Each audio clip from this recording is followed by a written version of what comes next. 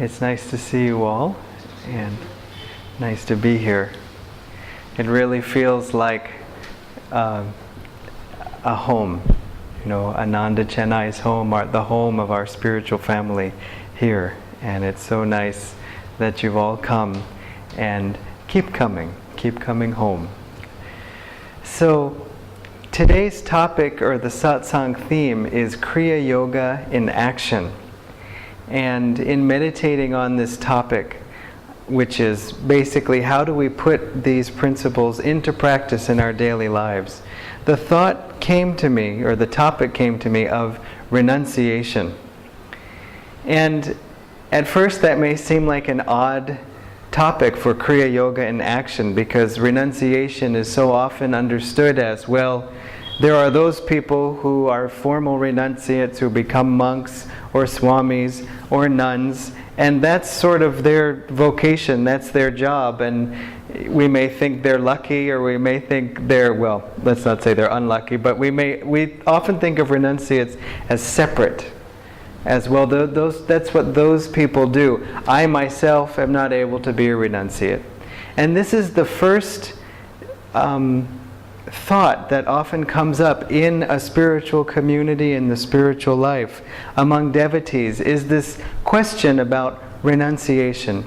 Because on one level, we see that we have worldly responsibilities, whether it be family or job, or we may not even just have that inclination to enter formal renunciation as a way of life. And yet, at the same time, we know that somehow that is a part of the spiritual path. And so this conflict, or question, you might say, is actually easily resolved. Swamiji has written in the New Path that for every devotee, for every seeker of God, renunciation is necessary. We know that because he said if we try to live according to the ways of the world, meaning not necessarily performing our outward duties, that's not living according to the ways of the world, but living according to what the world is telling us is important, the world's values, versus living according to God's values. He said it is like standing with a foot in two boats, and sooner or later the boats will separate and we'll fall through and drown. We can't do both, in the sense that we can't be committed both to the world and to God. It's very unfair in a way that God has set it up that way. But you can think of Divine Mother as being a little bit jealous. And she says, I want your heart to be fully for me, and I won't stand for 1% less, as Master once said. We don't want 1% less of dedication and devotion. And also we have that feeling not just from reading spiritual books, but we feel it in our hearts too, that somehow we want to live only for God. We want to be free, you might say, to be able to do that. And anytime we feel something encroaches upon that freedom, there can be a sense of frustration, like, oh, if only I were in the Himalayas as a Swami or something, or as a nun. And Master said, I know some of you coming here living in the ashram think that there's too much work and you would rather go to the Himalayas. And he said, in the Himalayas you will find much more work just to fill your own stomach. And he himself spent some time in the Himalayas when he was a young devotee. And he said, what is the point of all these people who he happened to see renouncing the world when all they were doing was thinking about those things they had left behind? And he said, or they were arguing over blankets. You had the blanket last week, now it's my turn to have the blanket, and so on. So, but still, there is this question, and it's often emphasized in a spiritual community that somehow those who have taken formal renunciation are the real devotees. They have had the good karma to be free from all troubles and can focus on God, and the rest of us, oh well, too bad.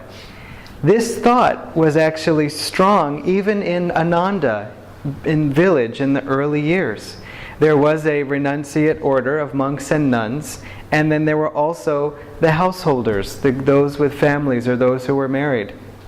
Swamiji, of course, was himself also a Swami, a renunciate. And so it started to creep into the culture, this thought that, well, as I said, if you really want to be a devotee, you have to be a formal renunciate. And if you have the bad karma to have marriage and children, well, maybe pray for a better birth next time. I mean, it was a very hard thought. Swamiji felt this. And he also knew that Master emphasized spiritual communities, where he said home, job, temple, school, all in one place. This is one thing that Master emphasized repeatedly, that truth seekers, devotees, live together in spiritual communities. And that, of course, was the genesis of Ananda and the Ananda communities that Swamiji took forth. But you can't, in the early days, the families that came to Master in his first community in Encinitas, California, they weren't able to fully dedicate themselves to these teachings and this way of life. It was all still so new for them. And so necessarily it was the renunciates who came in and were focused on serving the Guru, on serving the work. That's how the work ended up growing at that time. And in fact, when the community in Encinitas had to be closed, Master said, Encinitas is lost, with great regret, because he knew that the community couldn't continue. But it didn't mean that no communities would continue, just that particular one. By him founding it, he was showing the pattern he wanted for the future. So going back now to 1970, when the renunciate order was strong and the householders were a little bit like second-class citizens, Swamiji saw that the need of the time was not, of these times generally, was not of more monks and nuns. In the sense, there's nothing wrong with having monks and nuns lying around, but you realize that we all know what that looks like.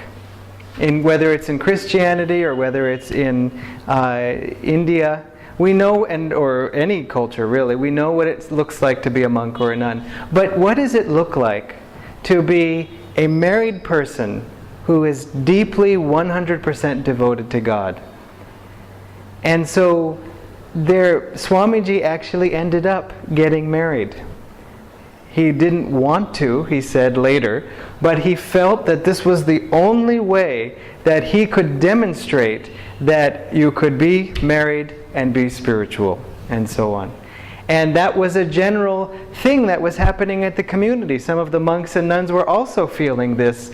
At the one hand, they wanted to have a companion, and on the other hand, they still felt completely devoted to God. And there was this, again, outer conflict. And there is an outer conflict if you've taken a vow of being solitary and then you feel you have to break that vow. But in terms of actual renunciation, there isn't a conflict. Because renunciation, meaning I choose God above all else, and I see God as flowing through me in everything I do, has nothing to do with whether you are wearing a robe and living in a cell or wandering the streets, or whether you are married and making breakfast for your family every morning and going to your job and so on. Sometimes it's, for a devotee, being a householder is even more of a renunciation than living in a monastery, because it's like, do you think I care about all these idlis and uttapams and dosas, and nevertheless I am serving them every day? Do you think I care about this having to go to office? It's not that easy, it's not peaceful for me, but I do it because it's my duty to serve and to help. If you do it as a thought of I am serving God in my family, I am serving God in my friends, in my colleagues, you can be just as free inwardly as any monk or nun that way. So Swamiji was married for some years, and that broke this thought that, the cool devotees have to be renunciates and everyone else isn't. And they started to see how no matter what you are as a devotee, how you live outwardly, renunciation must be of the heart. It must be inside. Inner renunciation is the only renunciation that matters. So if you live outwardly a married family life, but are inwardly renounced, that is true. That's the right attitude of a devotee. If you live outwardly as a renunciate with a robe and so on and all these things, but inwardly you're thinking, well, look at me, don't you want a pranam? Here I am. Then your renunciation is worthless. And after all, there's another thing I want to add about renunciation, because there is some part of us, and certainly there was in me, the first time I was hearing about renunciation, it was a little bit like, renunciation means giving up those things that I like. Renunciation means if I want something, I'm not allowed to have it. I renounce it. So if I want ice cream, nope, no ice cream, I'm a renunciate. And I didn't have that happy of a thought around it all, because it seemed like denying those things that brought pleasure to life. Now, that is not actually the right understanding of renunciation. Why would we do such things? Swamiji explains renunciation, and in particular austerity. Now, austerity is a strong word in India, certainly, or tapasya. And austerity in America is not a very popular word. In fact, if you say, I want to live an austere life, they would say, what's the matter? Are you in some kind of self-torturing mode? Why won't you have the ice cream? Allow yourself to enjoy. Why punish yourself? And in fact, you may hear those words here too. Now, austerity and renunciation, Swamiji explains as living an uncluttered life. And it's such a beautiful word, uncluttered. I mean, just think of your room when you've been really busy coming and going and it's all cluttered. And then you come and you spend some time and you clean it up and you look at it and just, an uncluttered room gives energy. A cluttered room takes energy, because you walk in, oh God, oh, let me find some pile. All right, try to balance this on top of the pile, that's fine. And so, an uncluttered life, a simplified life, means removing the distractions, removing the preoccupations, and giving ourselves that space and freedom and time to pursue our spiritual path. Sometimes we have 3 hours on a given day to meditate. Sometimes we have 3 minutes because the bus was late and the rain came and all these things. Nevertheless, take some time to say, this time is for me, this time is for God. I had planned it to be this long, it turned out to be this long. Still, I am affirming and acting that I have the freedom to live according to what is important to me also, in the sense that my own spiritual growth is important to me. That's what I mean, as opposed to coming from the ego. And that brings us to the next point of renunciation. Why do we try to not have the ice cream when we want it? Or why do we want to live a simplified life? It is renunciation, above all, must be of the ego. It is the ego that we are trying to renounce. And it is ego-motivated desires that we are trying to restrain from indulging, that we are trying to deny in that sense, saying, it doesn't matter so much whether I eat this food or not, but it does matter if I eat it with incredible desire or whether I just eat it for nourishment and so on. I don't want to be run by my desires, because that's just feeding my ego, and that's what I've come to renounce. And in particular, that is why Swamiji emphasized in fact created this Nayaswami order, which means new Swami order. He pointed out that all of the rules of the Swami order, the previous rules, the previous order, are outward rules intended towards ego renunciation. But in those days, you couldn't really talk about that we are all really of the same consciousness, that really my soul that dwells in me is made of the same stuff or is the same as your soul, and so on. Because physically we all look different, we all appear to be separate. You couldn't even really speak of energy, because if you don't even have electricity, how can you even really talk about energy? What does it even mean? What manifestation do we have? And so it's also important to point out that Shankara did not found the Swami order. He merely reorganized it. I don't mean to say merely, it was a big deal. But he took the needs of his time and said, this is how we need to express renunciation according to the times that we live in. And so in particular, he talked about you should not stay in a place any more than 3 days. You should travel by the road. You should not have any possessions. You should only eat that which is given to you, basically, that you beg for, and so on. And that extreme model of renunciation was needed then, because the world was in such a gross time. Basically no other way to put it. And so you had to be completely separate from it in order to even hope to concentrate on God. But that time is not the time we live in now. More and more we see married people, people with families, single people who aren't sure whether they want to get married, but still feel that call to God.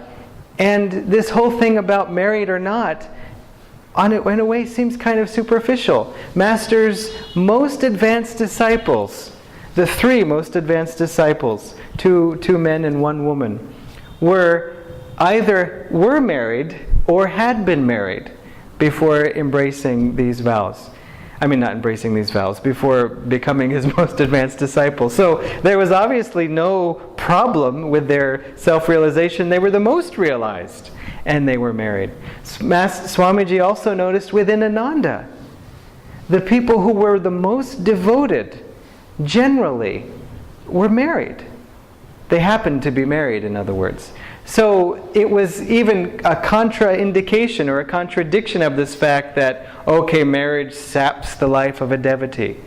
And I say all this because obviously that on one level we know it's true, but on another level there's this thought that, marriage is a big problem. Now, even looking at our own line of gurus, Lahiri Mahashaya was married. That's one of the great gifts that we have, is that he brought Kriya Yoga to the world as a married person, as a householder. Swamiji said he doesn't particularly like that word, householder, because he said many householders he knows don't hold any houses. They don't have a house. They actually live in an apartment or they move around. And so how does it define you that you hold a house and therefore you are not? It just doesn't make sense. He prefers the word tyagi, he was saying, which means another word for renunciate. But, because that is how we are supposed to all live. Whether we take any vow of renunciation or not, we have to be inwardly renounced to find God. We have to say, God, it's not that I don't want anything else. It's that I want only you. And so, also Sri Yukteswar was married and had a daughter. And at the time that we know that Babaji said, "Hello, Swamiji," and Sri Yukteswar said, "Sir, I am not a Swami." And Babaji said, "Those to whom I am divinely directed to bestow the title of Swami, never cast it off." And that's how Sri Yukteswar became a Swami just then. Sri Yukteswar was married even at that moment. Even at that time that Babaji called him Swami, he was married. His wife later passed away some years later, and he formally embraced the Giri order and changed his dress and so on. But at that time Babaji called him Swami, he was married. It's important to keep that in mind. Master's most advanced disciple, Saint Lin, who he later gave the formal name Rajarshi Janakananda, Master made him a sannyasi, and Rajarshi was married. At that time, Rajarshi's wife was, let us say, enthusiastically unsupportive of all these things that he was doing. And she was actually a little bit crazy. In fact, the only time, if he ever meditated, she would come in and, interrupt him and stop him. "You won't do that." So the only place he could meditate was the bathroom. It's the only place she would leave him alone. And anyway, in fact, often Master said that if your partner is consciously and intentionally obstructing you in your spiritual practice, that is grounds for separation. He generally didn't advise people to be separated, and especially just because you're on the path and your partner isn't, doesn't mean that you should be separated. But if there is an aggressive trying to thwart, then that's something to consider. And in Rajarshi's case with his crazy wife, you might think, well, he said, for you, no problem. But he didn't. It's strange. He said to Rajarshi, well, Divine Mother knows what she is doing with Frida, and his wife's name. And so somehow Rajarshi kept that relationship all the way to the end. So this point of renouncing, why have a new Swami order at all? In other words, we talked about the old rules, the old organization. Well, let's even look at those rules. Stay in one place no longer than 3 days. Well, Swamis don't do that anymore, because it's just too inconvenient. I mean, if you want to sort of have satsangs, or you want to have students, or you want to, they tend to live in one place, you tend to live in one place. I mean, I don't know if every 3 days you like drive across town and then come back to sort of reset the counter, but they do stay in one place. You would just go to Rishikesh, you'll see so many Swamis there. Then similarly, traveling only on the roads. Well, you can't travel only on the roads. I mean, I can just imagine walking along NH4 or, Anasalai. Actually, Dharmini and I took a little walk along Anasalai the other day, and between the dust and the pollution, I mean, you nearly faint by the time you've walked 100 feet. And similarly, don't own any property, don't have any possessions. Swamis these days do.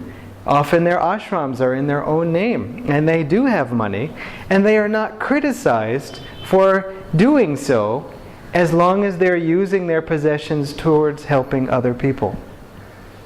So we have to ask ourselves, if all of these outer rules are being ignored in a way, what is their purpose? And Swamiji pointed out that one of the only thing we need to renounce, the most important thing, is not just desires, but the source of the desires, which is the ego. And often you see that is not given any attention. And better to say it lightly, though he says it very strongly, because it's very common in India that you see Swamis with all kinds of ego. Because after all, as I said before, I'm a Swami. And some people even wear orange just to kind of associate themselves closer to the Swami order and so on. And Master said it pained him to see in the Himalayas that Swamis were being fed by devotees, by householders, which was right and fine. But the Swamis had this attitude of entitlement. That, well, of course you would give me this food. Of course you would take care of me. You owe it to me to try to work out your bad karma as a samsari, and so on. And so, where is the ego renunciation in that? So for that reason, Swami said, we need to create a new Swami order whose emphasis is on ego renunciation, and also on the affirmation of what is even the point of renouncing the ego. Do we renounce the ego because we're supposed to renounce the ego? I mean, it doesn't even make any sense. Do we do this because spiritual people renounce the ego? No, we renounce the ego so that we can find God. We emphasize the ego less so we can emphasize the soul more. So that we can emphasize samadhi, that state of oneness. That is the point of our spiritual seeking. And why not emphasize the goal instead of just separating from where we've come from? So he also decided to change the color of the Swami order, because he said the color orange, though representing the fire of renunciation and the fire of self-control, which is perfectly valid, has other connotations too. Orange, for one thing, tends to attract attention. Just see the construction workers on the roads wearing orange so that you see them, so that you don't hit them. And similarly, orange is a little bit of an imposing color. It tends to assert authority. And if that's clear to you, that's fine. If it doesn't, meditate on it. See how you feel. That no matter what it is, something orange in the room, you have to look at it. It forces you to relate to it. He said blue is a gentler color. It's an expansive color. Again, the color of the sky. He said blue is the color of sharing rather than imposing. And also blue was one of Master's colors. Master's colors are blue, white, and gold, the colors of the spiritual eye. And so he said, let that be the new color. And furthermore then, he created for brahmacharis, single people who were not yet swamis in this order, he chose the color yellow, which is also a traditional color among brahmacharis generally. And then he also created another group of renunciates called tyagis, as I mentioned earlier. And these are married people who are also formal renunciates. Nayaswamis can either be married or single. Tyagis are married. Brahmacharis are single. And for Tyagis, he ultimately chose the color white. There was some intermediate period in the very beginning when they were turquoise, and later they became white. And so, what's funny too is, what actually is important for us, we at Ananda were very confused when Swamiji said, I'm creating a new renunciate order. Because we thought, aren't we all renunciates anyway? And haven't we actually taken vows of renunciation? I should give you a little background on this. Ananda Sangha has a renunciate order. It has grown out of that original monks and nuns that I mentioned back in the 70s.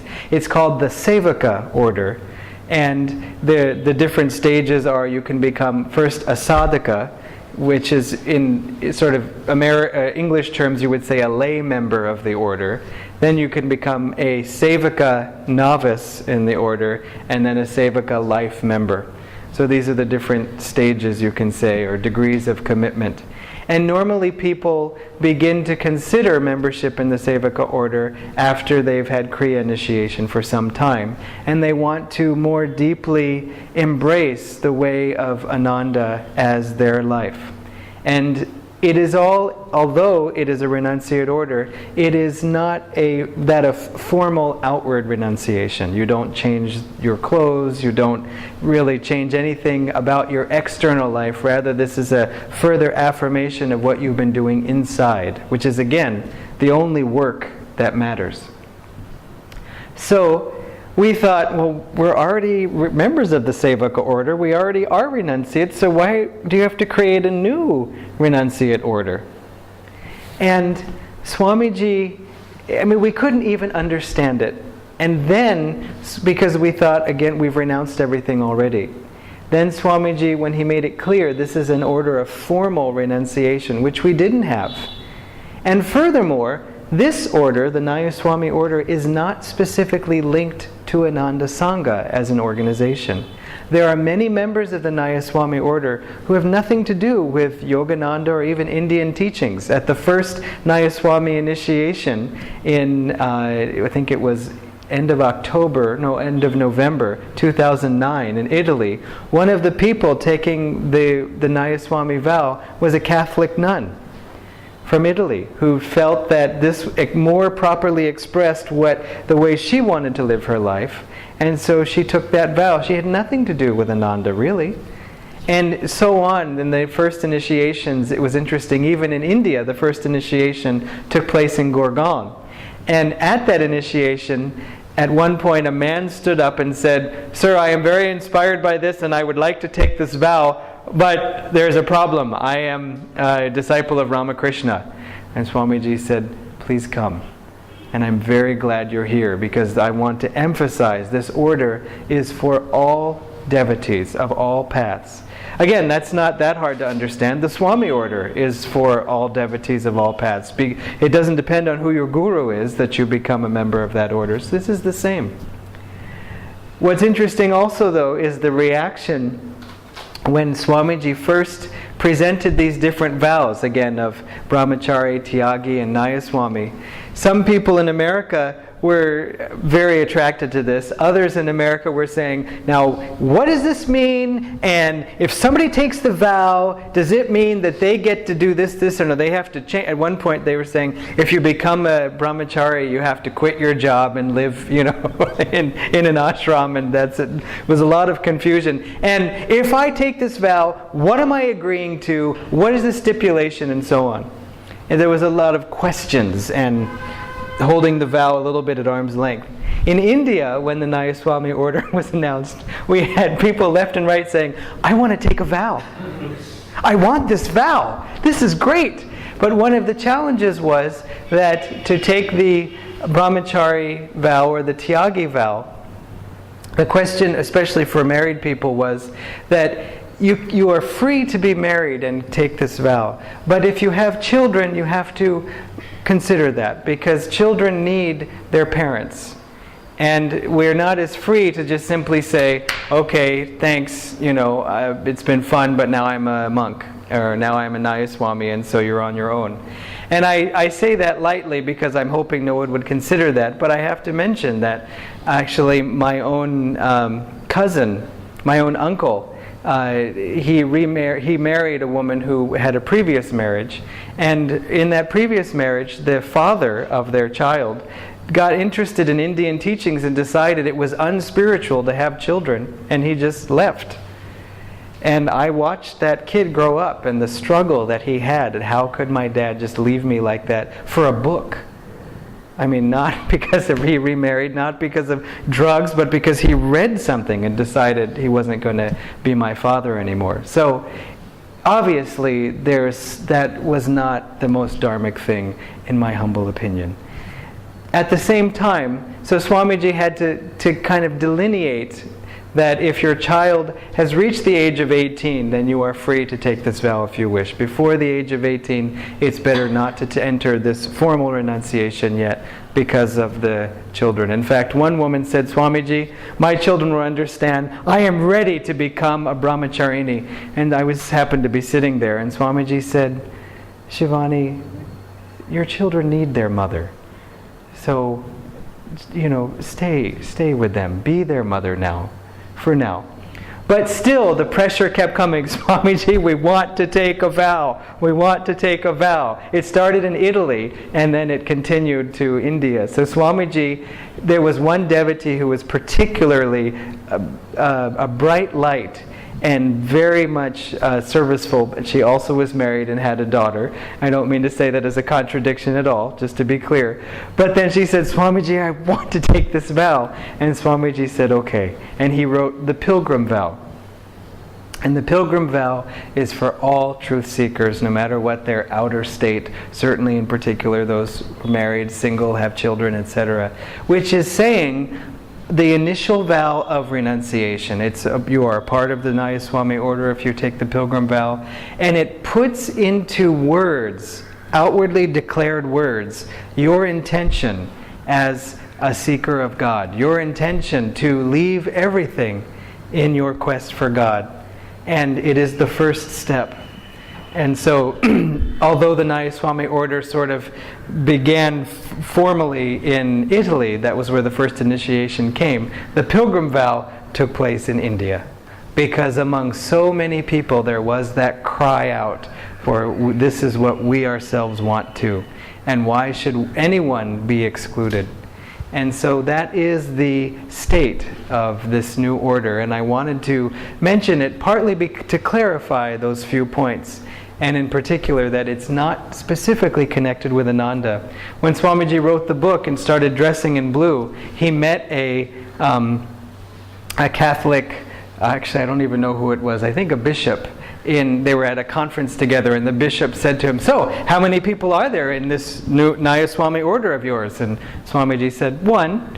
Because at that time he was the only one, so he thought, okay, it's time. And so they had their first initiation soon after that in Italy, and then again, as I mentioned, in India, and so on. So we will, at some point in the future, have a Nayaswami initiation for those especially who would like to take the Pilgrim Vow. If you would like to consider one of the other vows, that's something we can talk about as well. But it we didn't mention it right at the beginning because it's sort of like, well, I'm trying to take Kriya, and then there's also this thing, I'm becoming a disciple, but there's also the Nayaswami order. Then there's this Sevaka order. It's a lot of vows you can take. And so we waited a little while before mentioning that. But it's a beautiful thing that, getting back to the topic of renunciation, even if you're not interested in taking any vow or joining the order, to realize that the only renunciation that matters, again, is what you do inside. And if you took an outward renunciate vow, if anyone does, it is only to further that inner renunciation, saying, Divine Mother, everything I have is yours, and the only thing I want is you. God bless you.